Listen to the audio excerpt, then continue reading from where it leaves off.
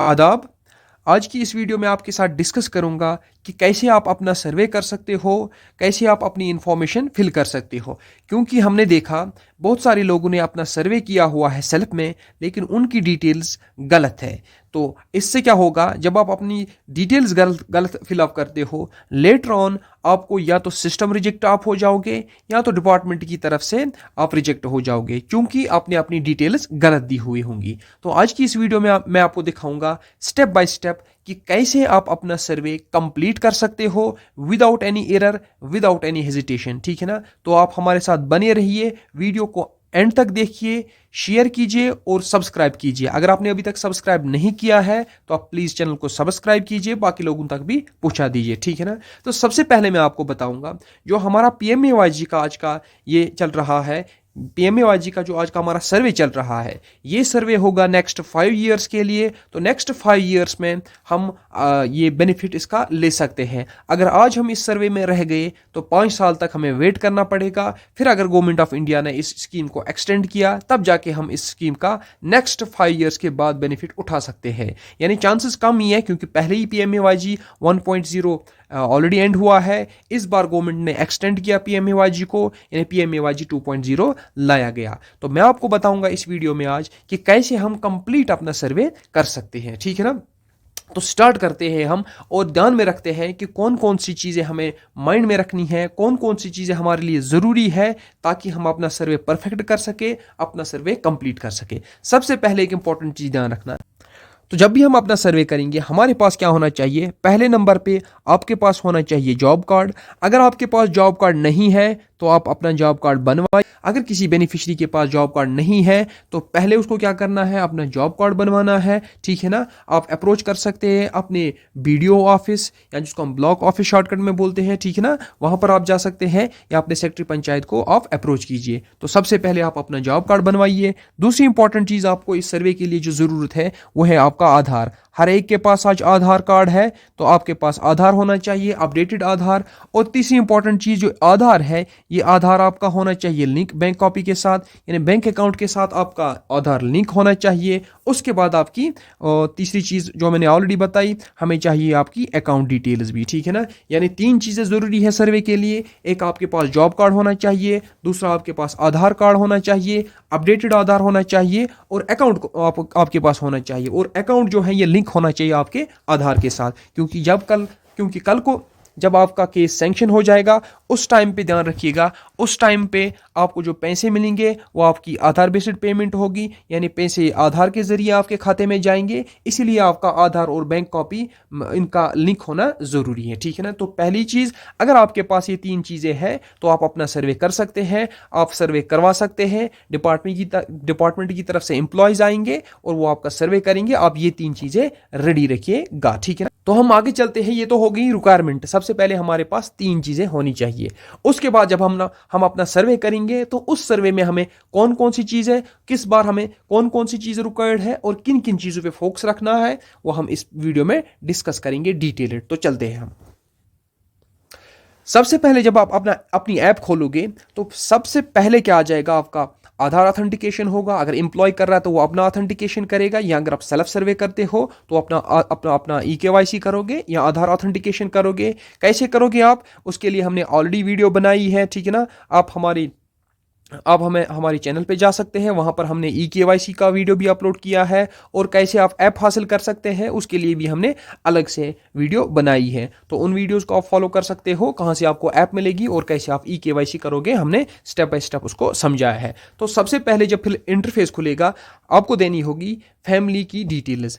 पहली डिटेल आप भरोगे फैमिली की हेड की, जो हमारा फैमिली का हेड होगा उसकी डिटेल हम भरेंगे। क्या क्या डिटेल मांगेगा जब आप अपना सर्वे करोगे या एम्प्लॉय से सर्वे करवाओगे, जो हेड होगा, हेड ऑफ द फैमिली, उसका नाम हम देंगे एग्जैक्ट जो आधार कार्ड के ऊपर लिखा हुआ होगा। उसका जेंडर, वो मेल है या फीमेल है। मेल भी हेड हो सकता है, कभी कभार फीमेल भी हेड हो सकती है। फॉर एग्जाम्पल कोई डाइवर्स्ड है या कोई बेनिफिट उठाना चाहता है, ठीक है ना, एज ए फीमेल। उसके बाद हम लिखेंगे आधार नंबर किसका, जो हेड होगा, उसकी एज लिखेंगे, इसमें कोई इशू नहीं है। उसके बाद जॉब कार्ड, देखिए यहाँ पर जॉब कार्ड की हमें रिक्वायरमेंट है, इसलिए मैंने आपको पहले ही बोला था कि आपके पास रेडी डॉक्यूमेंट्स होने चाहिए, आपके पास आधार कार्ड होना चाहिए, आपके पास जॉब कार्ड होना चाहिए। उसके बाद आप जाएंगे अपनी कैटेगरी पे। जब भी हम कैटेगरी को सिलेक्ट करेंगे, हमारे पास खाली 3 कैटेगरीज है, एक हुआ एससी, दूसरा है एसटी और तीसरा आता है अदर। अगर आप एससी कैटेगरी से बिलोंग करते हो, शेड्यूल्ड कास्ट, ध्यान रखना ये शेड्यूल्ड कास्ट है, सोशल कास्ट नहीं। अगर आप एससी जुमरे से ताल्लुक रखते हो, शेड्यूल्ड कास्ट से आप ताल्लुक रखते हो तो एससी सिलेक्ट करना। और अगर आप एसटी से हो, पहाड़ी हो, गुजर हो, बकरवाल हो, या जो भी 14 हमारे जो एसटी कैटेगरी में जो लोग आते हैं, ठीक है ना, एज पर एसटी रिजर्वेशन, वो अपना चाहे वो ST1 हो चाहे ST2 हो, दोनों के दोनों एसटी में अपना ना अब एसटी ऑप्शन सेलेक्ट करेंगे। तो एससी में मैंने बोला शेड्यूल, खाली शेड्यूल कास्ट आ जाएंगे। एसटी में जो एसटी लोग होंगे, चाहे ST1 है आपके पास या ST2 है, बाकी जितने भी लोग हैं, ठीक है ना, वो किस में आ जाएंगे, वो आ जाएंगे अदर्स में। यानी जिनके पास इन 2 कैटेगरीज के अलावा कोई और कैटेगरी नहीं है, तो वो कहाँ जाएंगे, अदर में, ठीक है ना। यहाँ पर एक इंपॉर्टेंट चीज ध्यान रखना, किसी के पास हो सकता है सोशल कास्ट हो, वो सोशल कास्ट एससी कंसिडर नहीं करना, बल्कि उसको कंसिडर करना अदर्स। क्योंकि हमारे JNK में कुछ ही लोग एससी हैं, हमारे जम्मू वाले रीजन में, ठीक है ना, कश्मीर वाले रीजन में तो कोई एससी है नहीं, इसलिए ध्यान रखना। अगर आप कश्मीर से ताल्लुक रखते हो, कश्मीर वाले पार्ट से ताल्लुक रखते हो, तो आपको एससी में किसी को भी सिलेक्ट नहीं करना, आप एससी नहीं होंगे। और अगर आप जम्मू से ताल्लुक रखते हो तो हो सकता है आपकी कैटेगरी एससी हो। इसके बाद हम जाएंगे, जब आपने फैमिली हेड की डिटेल जब दे रहे हो, तो यहां पर एक इंपॉर्टेंट चीज ध्यान में रखना, जब आप मैरिटल स्टेटस लिखोगे तो यहां पर लिखना करंटली मैरिड। क्योंकि जब हम एज ए फैमिली, जब एज ए हेड हम बोल रहे हैं अपने आप को, तो ऑब्वियसली मेरी शादी हुई होगी, तभी जाके मैं मकान का बेनिफिट ले सकता हूं। उसके बाद आप अपना मोबाइल नंबर देंगे और अपनी लिटरेसी, जितना आपने पढ़ा हुआ होगा, कोई लिटरेट होगा, किसी ने मैट्रिक पढ़ा होगा, किसी ने ग्रेजुएशन की हुई होगी। उसके बाद अपना ऑक्यूपेशन लिखोगे। अगर आप में से कोई लेबर है, ठीक है ना, तो लेबर लिखेगा। यहां पर ध्यान रखना, अगर कोई गवर्नमेंट एम्प्लॉय है तो गवर्नमेंट एम्प्लॉय के ऊपर टिक करेगा। गवर्नमेंट एम्प्लॉय जो है वो पहले ही हमने आपके साथ डिस्कस किया हुआ है कि गवर्नमेंट एम्प्लॉय एलिजिबल नहीं है, ठीक है ना, वो इनएलिजिबल है, वो इस स्कीम का बेनिफिट। अगर कोई गवर्नमेंट एम्प्लॉय अपना सर्वे कर भी रहा है तो वो बाय डिफॉल्ट डिलीट हो जाएगा। घबराने की कोई जरूरत नहीं है किसी एम्प्लॉय को, ठीक है ना, क्योंकि हमारे जो गवर्नमेंट एम्प्लॉयज है वो इस स्कीम का बेनिफिट नहीं उठा सकते। उसके बाद हम आ जाते हैं number of family members including head. क्योंकि एक फैमिली में एटलीस्ट 2 बंदे तो एटलीस्ट होंगे ही, ठीक है ना, तो हम लिखेंगे जितने फैमिली मेंबर्स होंगे, 2 होंगे, 3 होंगे, 4, जितने भी फैमिली मेंबर्स होंगे हम उनको एंटर करेंगे। और यहां पर ध्यान रखना, जब भी आप फैमिली मेंबर्स एंटर करोगे, जितने फैमिली मेंबर्स आप यहां पर लिखोगे, उतने फैमिली मेंबर्स की आपको डिटेल्स ऐड करनी है। लेटर ऑन जब आप अपनी ऐप देखोगे तो जितने फैमिली मेंबर्स आपने लिखे, मान लो मैंने 2-3 फैमिली मेंबर्स लिखे, इसके बाद सेव नेक्स्ट करके मुझे तीनों फैमिली मेंबर्स की डिटेल्स देनी है। उनका आधार नंबर देना है मुझे, उनका नंबर, उनका आधार नंबर, उनका कॉन्टैक्ट नंबर, ठीक है ना, उनका स्टेटस हमें देना है, ठीक है ना, उनके साथ हमारा रिलेशन क्या है, ठीक है ना, और यानी पूरी डिटेल्स हमें फैमिली मेंबर्स की देनी है, ठीक है। आगे हम चलते हैं। इसके बाद अगर कोई एक फैमिली में कोई भी पर्सन है जो डिसेबल है, ठीक है ना, तो ऑब्वियसली अगर कोई डिसेबल होगा वो तो दूर से ही दिखेगा कि ये डिसेबल है। अगर डिसेबल है तो यस करना, अगर डिसेबल नहीं है तो नो कर देना, ठीक है ना। उसके बाद नेक्स्ट ऑप्शन आ जाएगा any member with critical illness. इसमें कुछ इलनेसेस आ जाते हैं, लाइक किसी को कैंसर है, या कोई HIV का पेशेंट है, या किसी को कालाजार है, कुछ डिजीज यहाँ पर स्पेसिफाइड है। अगर किसी भी फैमिली मेंबर को इन इलनेसेस में से कोई भी इलनेस है तो सिलेक्ट कीजिएगा, बेसिकली इससे बेनिफिट हो। उसके बाद हम आ जाएंगे फैमिली इनकम पे। तो फैमिली इनकम आप अपनी यहाँ पर लिखोगे, लेकिन ध्यान रखना यहाँ पर एनुअल फैमिली इनकम है, ठीक है ना। यहाँ पर आप अपनी फैमिली इनकम लिखोगे, चाहे किसी की 60,000 है, 1 लाख है, 1,10,000, जितनी भी होगी, 10,000, 20,000, वो फैमिली इनकम आप यहाँ पर लिखोगे, ठीक है ना। उसके बाद हम देखेंगे, जब आपने यहाँ पर ये डिटेल जब आप फिल करोगे तो पहला इंटरफेस आपका कंप्लीट हो जाएगा। आपके हेड की डिटेल्स, आपकी फैमिली की डिटेल जो है वो आपने इस वाले पहले वाले इंटरफेस में आप अपनी ऐप के फिलअप करोगे। उसके बाद जितने मेंबर्स आपने लिखे थे उन मेंबर्स की डिटेल्स आपको ऐड करनी है। मान लो मैंने 2 लिखा था तो मुझे पहला मेंबर तो हो गया हेड ऑफ द फैमिली, ये तो हुआ 1। उसके बाद नेक्स्ट जो हमारा फैमिली मेंबर होगा उसकी डिटेल्स हमें यहाँ पर ऐड करनी होगी, यानी नेक्स्ट इंटरफेस खुलेगा आपकी ऐप में, ठीक है। तो हम लिखेंगे, मानो फॉर एग्जांपल अगर एक मेल है, उसकी वाइफ है, मानो, ठीक है ना, मैं हूं एज ए मेल, ठीक है ना, मेरा नाम है आदिल, तो मेरी अगर वाइफ है तो मैं अपनी वाइफ की डिटेल्स ऐड करूंगा, ठीक है ना, वाइफ का नाम लिखूंगा, ठीक है ना, उसकी डिटेल्स में यहाँ पर भरूंगा। नेम एज पर आधार में उसका लिखूंगा, ठीक है। उसके बाद उसका आधार नंबर लिखूंगा, उसका मोबाइल नंबर लिखूंगा, ओबियसली उसकी मैरिज हुई होगी। अगर ये फॉर एग्जांपल मेरी बेटी है तो मैं वहां पर लिखूंगा अनमैरिड, ठीक है ना, उसकी शादी नहीं हुई है। अगर वाइफ है तो उसको आप मैरिड लिखोगे। उसके बाद हम जाएंगे लिटरेसी पे, जो ये फीमेल है या मेल जिसकी भी हम डिटेल्स ऐड कर रहे हैं, ठीक है ना, फैमिली मेंबर्स में, उसकी हम देखेंगे कि उसकी एजुकेशन क्वालिफिकेशन क्या है, क्या वो लिटरेट है, ठीक है ना। एक तो पहले देखेंगे हम क्या ये इलिटरेट है, तो इलिटरेट सेलेक्ट करेंगे। यहाँ अगर उसने पढ़ा हुआ है, किसी ने मैट्रिक तक पढ़ा हुआ, किसी की ग्रेजुएशन है, किसी की पोस्ट ग्रेजुएशन है, ठीक है ना, तो इसको हम सिलेक्ट करेंगे। और वो जो मेंबर है हमारी फैमिली का, क्या उसको मत कोई डिसेबिलिटी है, अगर डिसेबिलिटी है तो यस लिखेंगे, अगर डिसेबल नहीं है तो उसके ऊपर नो करेंगे। ऑक्यूपेशन, ऑक्यूपेशन हमारे पास डिफरेंट चीज़ें आती है, एग्रीकल्चर आता है, यहाँ पर बहुत सेरिकल्चर आ जाता है। तो ऑक्यूपेशन में अगर हाउस वाइफ है तो हम नन कर लेंगे, ठीक है ना। तो इसका मतलब ये हुआ सेकंड वाला पार्ट जो आएगा फैमिली मेंबर्स की डिटेल्स, उसमें आप जितने भी फैमिली मेंबर्स आपके होंगी उनकी डिटेल्स आप भरोगे, ठीक है ना। आपके पास आधार नंबर होना चाहिए, आपके पास उसका फ़ोन नंबर होना चाहिए, ठीक है ना, और बाकी वैसे उतनी ज़्यादा। उसके बाद हो सकता है हमारे पास तीसरा मेंबर भी होता है, तो तीसरा मेंबर भी हम यहाँ पर ऐड कर लेते हैं, उसका नाम लिखते हैं, ठीक है ना, उसकी डिटेल्स भरते हैं, ठीक है ना। अब यहाँ पर एक इंपॉर्टेंट चीज़ ध्यान रखना, जब हमने एक हाउस होल्ड की डिटेल्स भरी यहाँ पर, अब अपनी डिटेल्स आपने दे दी, नेम ऑफ द हेड की डिटेल भी आपने दी, आपके साथ जो रह रहा है उसकी डिटेल भी दी। तो यहाँ पर दो सिनेरियोज हैं जब आपने अपनी डिटेल्स पूरी दे दी। एक तो हेड की डिटेल्स हमने दे दी, ठीक है ना, हेड को हमने सिलेक्ट किया। उसके बाद हमें इस हेड के साथ जो जो भी रह रहा है यानी मेंबर्स, इसके हम मेंबर्स यहाँ पर लिखेंगे। तो हेड मेंबर्स प्लस जो भी मेंबर्स होंगे, फॉर एग्जांपल एक मेंबर है या दो मेंबर्स हैं, जितने भी मेंबर्स हैं, ये क्या कहलाएगी, ये एक फैमिली कहलाएगी, ठीक है ना। तो फैमिली पूरी फैमिली बनेगी इंक्लूडिंग हेड, ठीक है। अब इसमें ध्यान रखना, इसमें दो सिनेरियोज हैं। एक सिनेरियो है, मैं यहाँ पर लिखूंगा, यहाँ पर ऑल मेल्स हैं, आपको मैं अच्छे से समझाऊंगा आज इसमें, अगर सारे के सारे मेल्स हैं, ठीक है ना।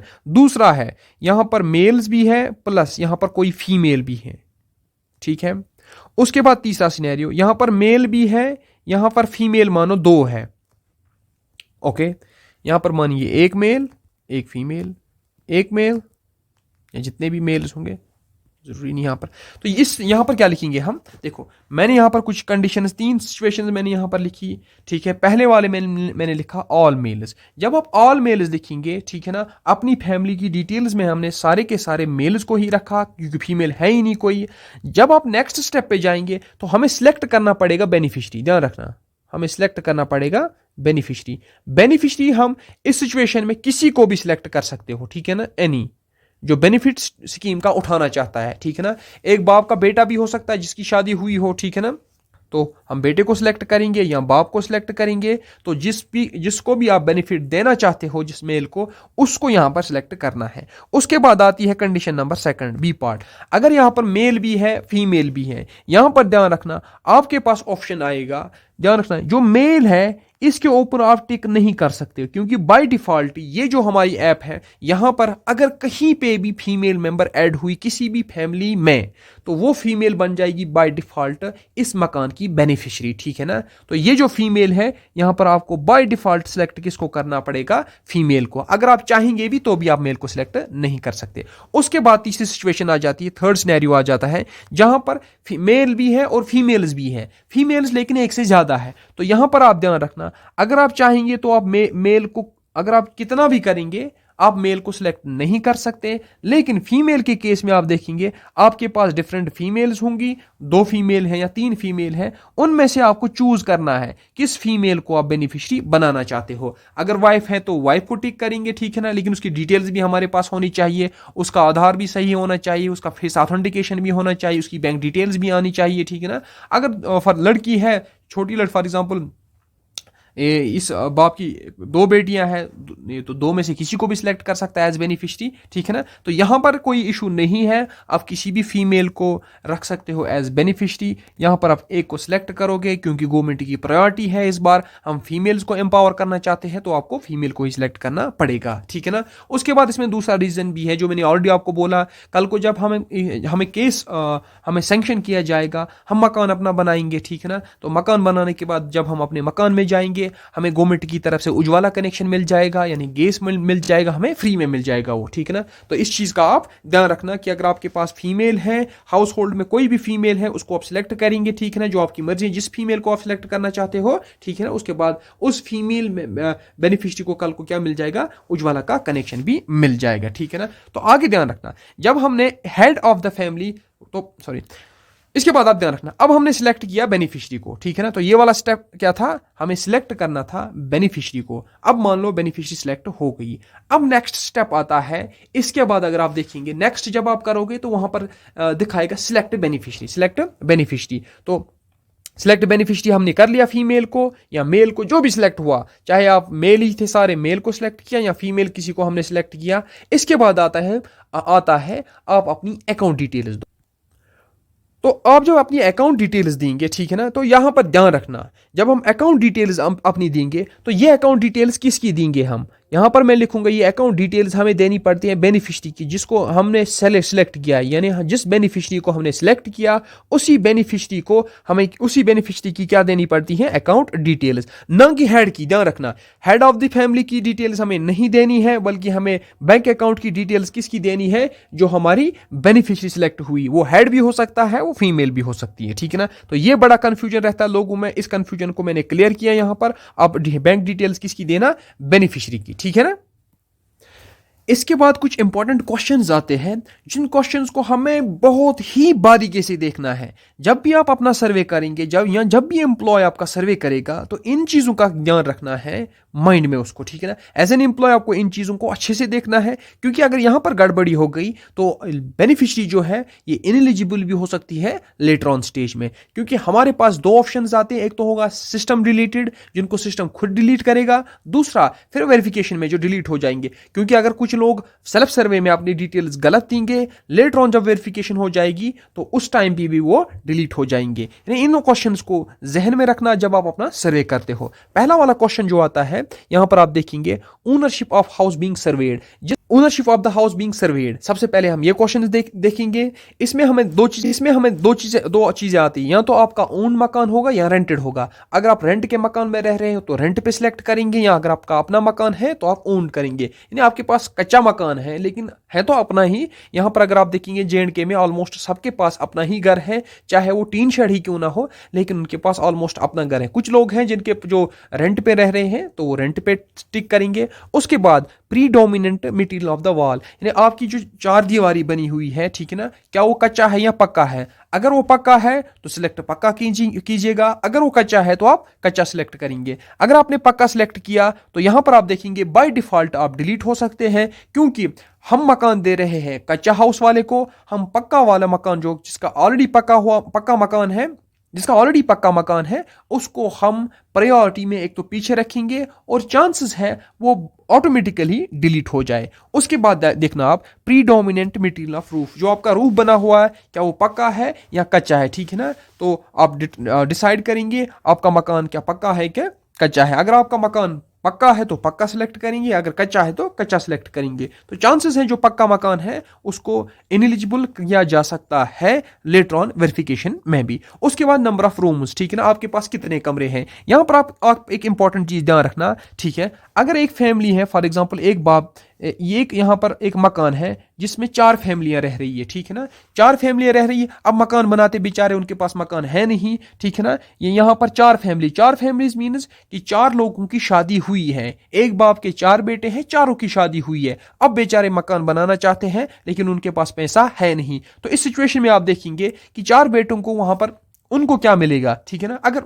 हम यहाँ पर डिस्ट्रीब्यूट करेंगे जो मकान है, इस मकान में मानो अगर इसमें 4 ही कमरे हैं, तो एक तो हो गया किचन, वहां पर रह गए 3 में से एक हो गया बाप का, वहां पर रह गए 2, यानी 4 फैमिलीज के पास खाली 2 ही यहां पर कमरे हैं, ठीक है ना। तो यहां पर आपके पास ऑप्शन है, आप लिखना यहां पर 1 कमरा, या अगर किसी के पास 2 कमरे हैं तो 2 लिखना। अगर 2 से ज्यादा किसी के पास है तो इनएलिजिबल हो जाएगा, क्योंकि पीएमएवाई के अंडर हम खाली 2 ही जो हम मकान देते हैं उसमें हमें 2 कमरे की रिक्वायरमेंट होती है, 2 ही कमरों के लिए हम पैसा देते हैं, क्योंकि यहाँ पर उतना ज्यादा पैसा होता नहीं है। कितना पैसा मिलता है इसके लिए मैंने ऑलरेडी एक वीडियो बनाई है, आप उसमें डिटेल्ड जाइएगा, उसको देखिए, वहां पर आपको पता चलेगा कि हमें कितना टोटल असिस्टेंस मिलता है। यानी हम जब अपना सर्वे कर रहे हैं या एम्प्लॉय सर्वे कर रहा है, वो ये चीज़ ध्यान में रखेगा कि जिस बेनिफिशियरी का हम सर्वे कर रहे हैं उसके अपने कितने कमरे हैं। हो सकता है उसके भाई का जिसकी शादी हुई हो या 2-3 भाइयों की शादी हुई हो, अलग अलग हर एक भाई के पास एक एक ही कमरा है तो हम एक सिलेक्ट करेंगे। अगर बड़ी हवेली है तो 2 या 3 4 5 6 भी हो सकते हैं, ठीक है ना। तो इस चीज़ का ध्यान रखना। उसके बाद आता है लेटरिन फैसिलिटी। लेटरिन फैसिलिटी में आप करना नो, ठीक है ना, क्योंकि यहाँ पर जिस बंदे को हम मकान दे रहे हैं उसके पास तो भी मकान ही, जो जिस बंदे का हम सर्वे कर रहे हैं उसके पास तो मकान ही नहीं है, तो लेटरिन फैसिलिटी कहाँ से आ गई। तो मोस्ट प्रोबेबली लेटरिन फैसिलिटी जो है ये नो होगी। अगर किसी के पास है ऑलरेडी, मानो एक बंदा है जिसका कच्चा मकान है, ठीक है ना, वो मकान बनाना चाहता है, उसके पास पैसे हैं नहीं लेकिन लेटरिन फैसिलिटी है उसके पास, उसको तो आप यस कर सकते हो। लेकिन नॉर्मली देखा गया कि लेटरिन फैसिलिटी अवेलेबल नहीं होगी। एक मकान में अगर 4 फैमिलीज रह रही है, एक ही बाथरूम है, दैट मीन्स वो तो एक फैमिली का हुआ, 3 के पास अलग से बाथरूम नहीं है। उसके बाद main source of house hold income, जो ये हाउस होल्ड है जिसका हम सर्वे कर रहे हैं या सेल्फ सर्वे जो कर रहा है खुद, उसके पास क्या मेन सोर्स ऑफ इनकम है। या तो एग्रीकल्चर होगी या तो मजदूरी बेचारा कर रहा होगा, ठीक है ना। तो वो आप यहां पर लिखेंगे, मैंने नन लिखा हुआ है। मोटराइज्ड 3 या 4 व्हीलर, क्या आपके पास मोटराइज्ड 3-4 व्हीलर है, यहां पर आप नो करेंगे, ठीक है ना।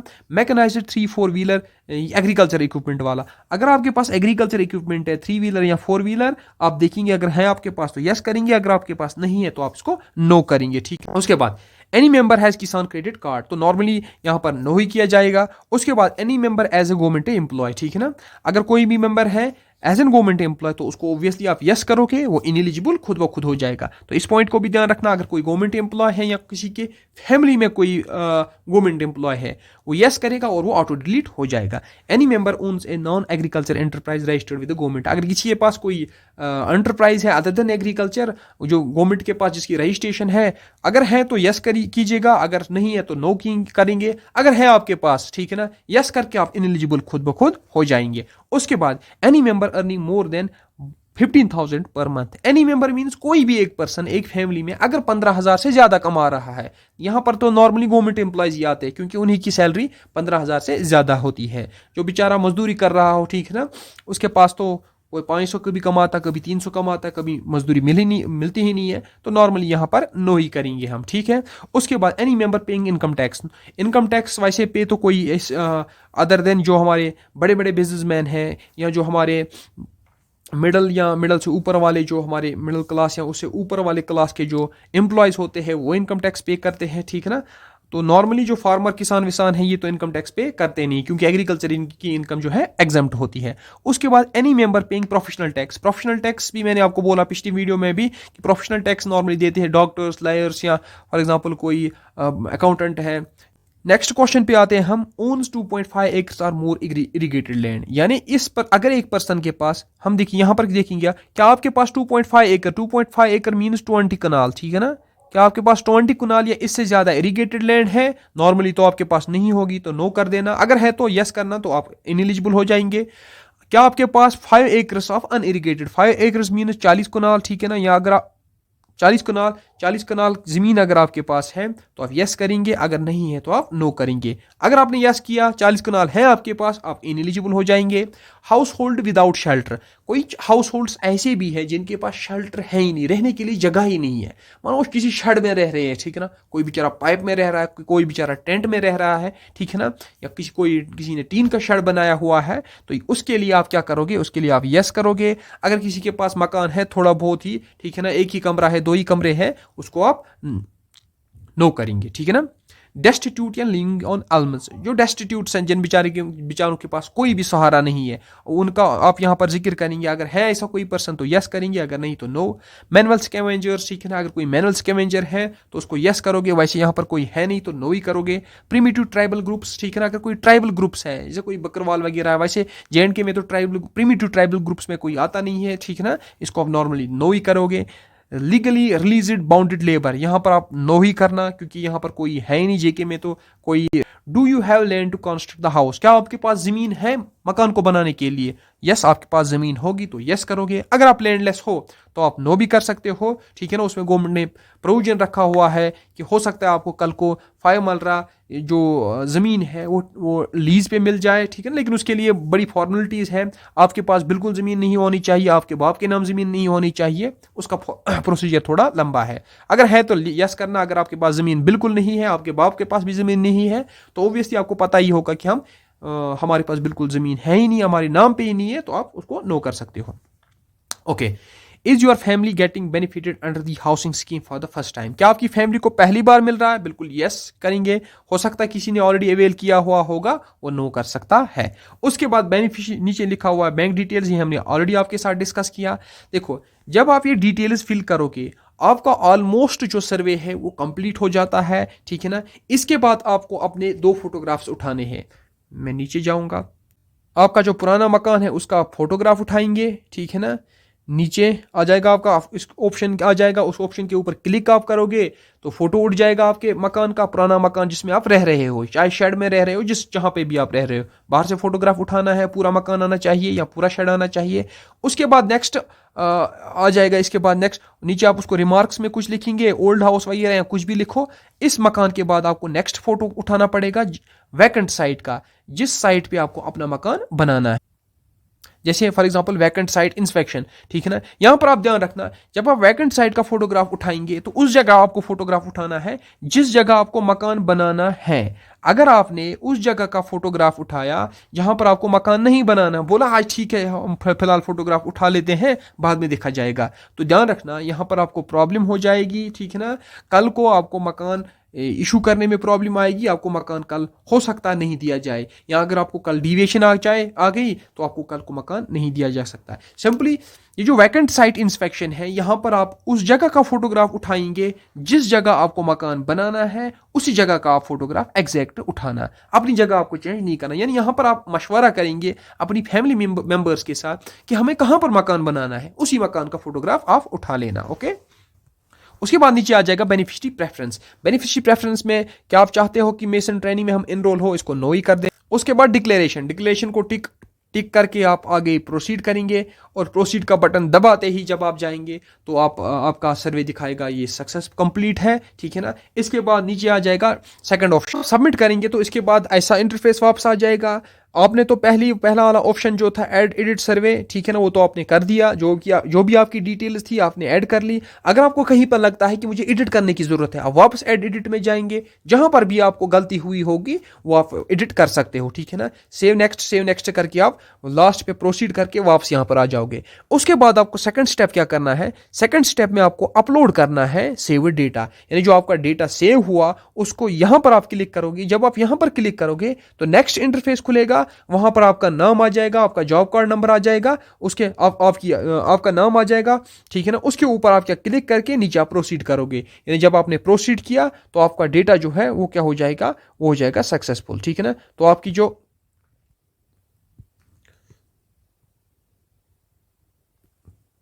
रजिस्ट्रेशन है वो फिलहाल सक्सेसफुल हो गई, आपका जो सर्वे है वो कंप्लीट हो गया। इसके बाद आप एडिट नहीं कर सकते। इसके बाद जो है डिपार्टमेंट अपनी तरफ से कर लेगा, ठीक है ना, जो भी उनको करना होगा। ध्यान रखना, जब भी आप सर्वे करोगे तो आपके पास ऑप्शन आ जाता है, जब तक आप अपलोड करोगे आप किसी भी टाइम, किसी भी सिचुएशन में, किसी भी स्टेप में अपनी सर्वे जो है वो चेंज कर सकते हो, एडिट कर सकते हो, मॉडिफाई कर सकते हो, कोई भी डेटा आप ऐड भी कर सकते हो, ठीक है ना। यानी ये चीजें आपको माइंड में रखनी जरूरी है, ठीक है। कुछ इंपॉर्टेंट टेक्निकल इश्यूज भी है, हमने कुछ ऑलरेडी टेकअप किए हुए थे।